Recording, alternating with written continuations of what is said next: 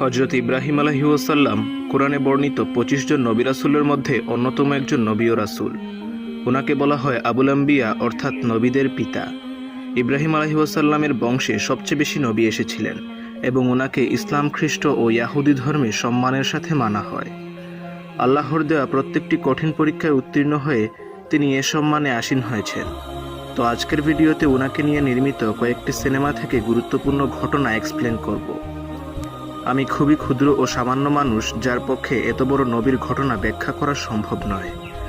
ভিডিওটি আমি আমার স্বল্প জ্ঞান ও বিভিন্ন ইসলামিক স্কলারদের ওয়াজ ও ব্যাখ্যা শুনে এক্সপ্লেন করছি। এখানে আমি শুধুমাত্র কয়েকটি ঘটনা তুলে ধরব। যদি কোনো ভুল ত্রুটি হয়ে থাকে তাহলে ক্ষমার দৃষ্টিতে দেখবেন। তো ইব্রাহিম আলাইহিস সালামের জন্ম ইরাকের বাবেল শহরে, যেই শহরকে আমরা ব্যাবিলন নামে শুনে এসেছি। এখানের রাজা ছিল নমরুদ এবং এই সভ্যতার সবাই মূর্তি পূজায় লিপ্ত ছিল। এমনকি ওনার পরিবারের পিতা, আত্মীয় স্বজন সবাই মূর্তি পূজা করত। তিনি দেখলেন কিছু মানুষ সূর্যের, কিছু চন্দ্রের ও কিছু মূর্তির পূজা করত, অর্থাৎ এটি ছিল আগাগোড়া শিরকি সমাজ। তিনি তখন তার বিবেক খাটিয়ে বুঝতে পারলেন চাঁদ, সূর্য, তারা ওনার স্রষ্টা নয়। নিশ্চয়ই এগুলো একজন স্রষ্টা নিয়ন্ত্রণ করেন এবং ওনার হুকুম ছাড়া গাছের একটি পাতাও নড়ে না। যদিও আমি সেই স্রষ্টাকে দেখতে পাই না, কিন্তু আমি ওনার কাছেই নিজেকে সমর্পণ করলাম। উনিই আমার রব। এভাবেই তিনি মহাসত্যের সন্ধান পান। তিনি যখন আল্লাহর সন্ধান পেয়ে গেলেন, আল্লাহ তাআলা তখন সরাসরি উনাকে প্রত্যাদেশ করলেন, অর্থাৎ জিবরাইল আলাইহিস সালামের মাধ্যমে ওহী পাঠাতে শুরু করলেন এবং ইব্রাহিম আলাইহিস সালামও সবাইকে তাওহীদের দাওয়াত দিতে শুরু করলেন। তিনি সর্বপ্রথম তার পরিবারের দাওয়াত দেন, এরপর বন্ধু, আত্মীয়, এলাকাবাসী সবাইকে, কিন্তু কেউই তার কথায় বিশ্বাস করে না। একদিন একটি উৎসবে শহরের সবাই বাইরে যায়, শুধু ইব্রাহিম আলাইহিস সালাম বাদে। সবাই যখন অনুষ্ঠানে ছিল, তিনি তখন শহরের সবচেয়ে বড় মন্দিরে যান এবং মূর্তি দেখতে থাকেন। তাদের সামনে খাবার দেয়া ছিল। তিনি তখন মূর্তিদের জিজ্ঞেস করতে শুরু করলেন, তোমরা কি এই খাবার খাবে না? তিনি বারবার এভাবে প্রশ্ন করতে লাগলেন, কিন্তু মূর্তি তো আর উত্তর দিতে পারে না। তখন তিনি তার হাতে থাকা কুঠার দিয়ে মূর্তি ভাঙতে শুরু করলেন। একে একে সবগুলোকে তিনি ভেঙে ফেলেন। তারপর সেখানে থাকা সবচেয়ে বড় মূর্তির কাছে তিনি কুঠোর রাখেন, যাতে মনে হয় বড় মূর্তিটাই সবগুলো মূর্তি ভেঙেছে। অনুষ্ঠান শেষে সবাই যখন শহরে ফিরে আসে, মন্দিরের মূর্তি দেখে সবাই অনেক অবাক হয়। তাদের খোদাদের সাথে এরূপ বাজে আচরণ কে করলো? তারা তখন ইব্রাহিম আলাইহিস সালামের কাছে যায় এবং বলে, তুমি কি আমাদের খোদাদের মেরেছ? সম্পূর্ণ ঘটনা শুনে তিনি তখন মজা করে বলেন, তাহলে মনে হয় বড়টাই সব মূর্তিকে ভেঙেছে, যেহেতু তার হাতে কুঠার। আর তোমরা তোমাদের খোদাদের জিজ্ঞেস করছো না কেন কারা তাদের মারল? এভাবে যুক্তি দিয়ে কথা বলার পর কেউই তার কথার উত্তর দিতে পারে না। তিনি তখন বললেন, তাহলে কেন এদের পূজা করো যারা দেখতে পায় না, শুনতে পায় না, নিজেদের বাঁচানোরও ক্ষমতা যাদের নেই? বরং আমি যেই রবের ইবাদত করি তার ইবাদত করো। তিনি হচ্ছেন মহান রব্বুল আলামিন। তিনি আমাকে সঠিক পথ দেখিয়েছেন এবং তিনি আমার রিজিকের ব্যবস্থা করে থাকেন। এই ঘটনায় বাবেলের সবাই বলাবলি করতে শুরু করলো, ইব্রাহিম তো নাস্তিক হয়ে গিয়েছে, এবং এটি ছড়াতে ছড়াতে নমরুদের কান পর্যন্ত গেল। নমরুদ তখন ইব্রাহিম আলাইহিস সালামকে তার প্রাসাদে ডাকলো এবং ওনার সাথে তর্কে জড়িত হলো এবং নিজেকে খোদা দাবি করতে শুরু করলো। নবী তখন বললেন, আমার রব প্রতিদিন পূর্ব দিকে সূর্য উঠান ও পশ্চিম দিকে অস্ত যাওয়ান। তুমি কি সকালবেলার সূর্য পশ্চিম দিকে তুলতে পারবে? কিন্তু নমরুদের পক্ষে এটি সম্ভব ছিল না। সে যখন হেরে গেল, তখন বিশাল অগ্নিকাণ্ড তৈরি করার আদেশ দেয়, যেখানে সে ইব্রাহিমকে নিক্ষেপ করবে। বিশাল বিশাল গাছের গুড়ি, ডাল সেখানে জ্বালানি হিসেবে ফেলা হয়। অনেক মানুষ সেখানে এটি দেখতে এসেছে এবং এক পর্যায়ে নবীকে সেখানে নিক্ষেপ করা হয়। আল্লাহর হুকুমে তখন আগুন শীতল হয়ে গেল। সেখানে থাকা লোকজন তখন ভাবতে লাগলো, ইব্রাহিমের অবস্থা তো শেষ। কিন্তু পরেই দেখা গেল এতে উনার কিছুই হয়নি, একটি পশম পর্যন্ত নবীর পড়েনি। ইব্রাহিম আলাইহিস সালামের এই ঘটনার পর মুফাসসির একরাম বলেন, আল্লাহ তাআলা মশা বাহিনী পাঠিয়ে নমরুদের মৃত্যু কার্যকর করেছিলেন, যার মধ্যে একটি মশা নমরুদের নাক দিয়ে প্রবেশ করে মস্তিষ্কে কামড়াতে শুরু করে এবং সে যন্ত্রণায় অতিষ্ঠ হয়ে নিজেই নিজের মাথায় হাতুড়ি দিয়ে পিটিয়ে মৃত্যুবরণ করে। আল্লাহ রাব্বুল আলামিনের প্রত্যেকটি পরীক্ষায় উত্তীর্ণ হওয়ার পর আল্লাহ খুশি হয়ে ইব্রাহিম আলাইহিস সালামকে খলিলুল্লাহ উপাধিতে ভূষিত করেন। যার অর্থ খুব কাছের বন্ধু।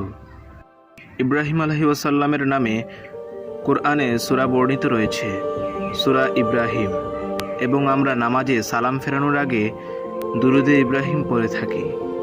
এরপর হযরত ইব্রাহিম আলাইহিস সালাম ওনার স্ত্রী সারা এবং ভাতিজা লূত আলাইহিস সালামকে নিয়ে ফিলিস্তিনে হিজরত করলেন। একমাত্র লূত আলাইহিস সালামই আল্লাহর প্রতি ঈমান এনেছিলেন। তারপর উনি নবুয়তপ্রাপ্ত হয়ে জর্ডানে চলে যান। হযরত লূত আলাইহিস সালামের কওমের ওপর আযাব নিয়ে আমাদের চ্যানেলে আরেকটি ভিডিও আছে, চাইলে দেখে আসতে পারেন। এদিকে ইব্রাহিম আলাইহিস সালাম ওনার স্ত্রীকে নিয়ে ফিলিস্তিনে বসবাস করতে শুরু করলেন, কিন্তু দুর্ভিক্ষের কারণে আবার মিশরে হিজরত করলেন। তারপর নবী এবং ওনার দ্বিতীয় স্ত্রী হাজেরার কুল আলোকিত করে এলেন হযরত ইসমাইল আলাইহিস সালাম। এত বছর পর সন্তান পেয়ে তিনি অনেক খুশি ছিলেন, কিন্তু এদিকে ওনার প্রথম স্ত্রী সারার কোনো সন্তান না থাকায় সারা চাচ্ছিলেন না ইসমাইল ও হাজেরা এখানে থাকুক। তারপর আল্লাহ রাব্বুল আলামিন ওনাকে আরও বড় পরীক্ষার সম্মুখীন করলেন। স্ত্রী হাজেরা ও পুত্র ইসমাইল আলাইহিস সালামকে মক্কার মরুভূমিতে রেখে আসতে বললেন। ইব্রাহিম আলাইহিস সালামও তাই করলেন। দুধের শিশু ইসমাইল আলাইহিস সালাম ও বিবি হাজেরাকে মরুভূমিতে কিছু খেজুর আর পানি দিয়ে রেখে আসলেন। হাজেরা তখন পিছন থেকে নবীকে ডাকতে লাগলেন, এই জনমানবহীন মরুভূমিতে আমাদের কেন ফেলে যাচ্ছেন? শুধু এতটুকু বলে যান, এটি কি আপনার ইচ্ছায় নাকি আল্লাহর ইচ্ছায়? ইব্রাহিম আলাইহিস সালাম তখন বলেন, এটি আল্লাহর ইচ্ছায়। হাজেরা বলেন, তাহলে আল্লাহ আমাদের এখানে মরতে দেবেন না, তিনি আমাদের এখানে বাঁচিয়ে রাখবেন। ইব্রাহিম আলাইহিস সালাম ফেরার সময় স্ত্রী ও পুত্রের জন্য আল্লাহর নিকট দোয়া করেন। এই ঘটনার পর তিনি ফিলিস্তিনে ফিরে আসেন এবং নিজের সন্তানকে মিস করতে লাগলেন। তার দেওয়া খাবার কয়েকদিনের মধ্যেই ফুরিয়ে যায়। শিশু ইসমাইল তখন ক্ষুধায় ছটফট করছিলেন।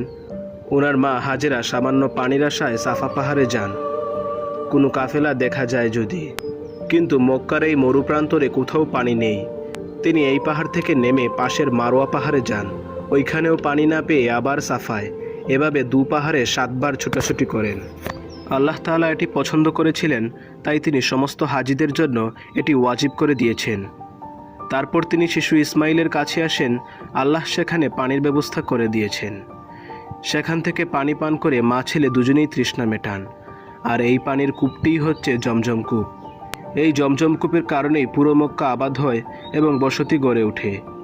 হযরত ইসমাইল আলাইহিস সালামের বয়স যখন 13 বছর, আল্লাহ ইব্রাহিম আলাইহিস সালামকে স্বপ্নে দেখালেন ইসমাইলকে কুরবানি করার জন্য। একমাত্র আদরের ছেলেকে কুরবানি করা তার জন্য ছিল অনেক বড় পরীক্ষা, কারণ বৃদ্ধ বয়সে তিনি বাবা হয়েছিলেন। এই ঘটনার পর তিনি ফিলিস্তিন থেকে মক্কায় যান এবং আল্লাহর সিদ্ধান্ত প্রিয় ছেলেকে জানান। ইসমাইল আলাইহিস সালাম তখন বাবা ইব্রাহিমকে তাই করতে বললেন যা আল্লাহ চাইছেন। ইব্রাহিম নবী যখন পুত্র ইসমাইলকে কুরবানি করার জন্য যাচ্ছিলেন, রাস্তায় ইবলিস শয়তান তাদের প্ররোচনা দিচ্ছিল ইসমাইল আলাইহিস সালামকে সেখানে না যেতে বলছিল, যাতে দুজনেই আল্লাহর বিশ্বাস নষ্ট করেন। তখন ইব্রাহিম ও ইসমাইল আলাইহিস সালাম শয়তানের উপর পাথর মারেন। এভাবে 3 জায়গায় পাথর নিক্ষেপ করেন এবং এটিও আল্লাহ কিয়ামত পর্যন্ত সমস্ত হাজিদের জন্য ওয়াজিব করে দিয়েছেন। ইব্রাহিম ও ইসমাইল আলাইহিস সালামের কুরবানির কাহিনী ছিল অত্যন্ত হৃদয় বিতারক। আমি এটি খুব সংক্ষেপে বর্ণনা করছি। ইসমাইল আলাইহিস সালাম পিছন হয়ে বসলেন, যাতে উনার বাবা তার চেহারা দেখে কষ্ট না পায়। ইব্রাহিম আলাইহিস সালাম যখন গলায় ছুরি লাগাতে গেলেন, তখনই আল্লাহর হুকুম হলো থেমে যেতে, এবং সে জায়গায় জান্নাত থেকে দুম্বা বা বকরি পাঠালেন। সেটি কুরবানি হয়ে গেল। আসলে আল্লাহ পরীক্ষা করতে চেয়েছিলেন নবীর মনে আল্লাহর হুকুম বড় না ছেলের মায়া বড়। ইব্রাহিম আলাইহিস সালাম এই পরীক্ষায় উত্তীর্ণ হন এবং এই ঘটনার পর থেকেই কুরবানির বিধান চালু হয়। এই ঘটনার পর আল্লাহ খুশি হয়ে ইব্রাহিম আলাইহিস সালামকে আরেক পুত্র সন্তান দান করেন। উনার প্রথম স্ত্রী সারার গর্ভে জন্ম নিলেন হযরত ইসহাক আলাইহিস সালাম। তখন ইব্রাহিম আলাইহিস সালামের বয়স ছিল 100-র উপরে। উনার 2 সন্তান ইসমাইল বড় হতে লাগলেন মক্কায় ও ইসহাক বড় হতে লাগলেন ফিলিস্তিনে। ইসমাইল আলাইহিস সালামের বংশেই বিশ্বনবী হযরত মুহাম্মদ সাল্লাল্লাহু আলাইহি ওয়াসাল্লাম জন্মগ্রহণ করেছিলেন। তার অনেক পরে আল্লাহ তাআলা ইব্রাহিম আলাইহিস সালামকে কাবাঘর পুনর্নির্মাণ করতে বললেন। নবী তখন ছেলে ইসমাইল আলাইহিস সালামকে নিয়ে কাবাঘর নির্মাণ করতে শুরু করলেন। ছেলে পাথর কেটে নবীর হাতে দেন এবং নবী রাজমিস্ত্রির কাজ করেন। কাবাঘর প্রথম নির্মাণ করেছিলেন ফেরেশতারা, তারপর হযরত আদম আলাইহিস-সালাম, তারপর হযরত নূহ আলাইহিস-সালাম। নূহ আলাইহিস-সালামের সময় মহাপ্লাবনে এটি ধ্বংস হয়ে যায় এবং এটি পুনর্নির্মাণ করেন ইব্রাহিম আলাইহিস-সালাম। তো আজকের ভিডিও এতটুকুই। ভিডিওটি ভালো লাগলে অবশ্যই লাইক করবেন এবং কমেন্টে আপনার মূল্যবান মতামত জানাবেন। শেয়ার করে ভিডিওটি অন্যদেরও দেখার সুযোগ করে দিবেন। আর এরকম ভিডিও দেখতে চাইলে চ্যানেলটি সাবস্ক্রাইব করে বেল আইকনটি অন করে দিবেন। দেখা হচ্ছে পরবর্তী ভিডিওতে। আল্লাহ হাফিজ।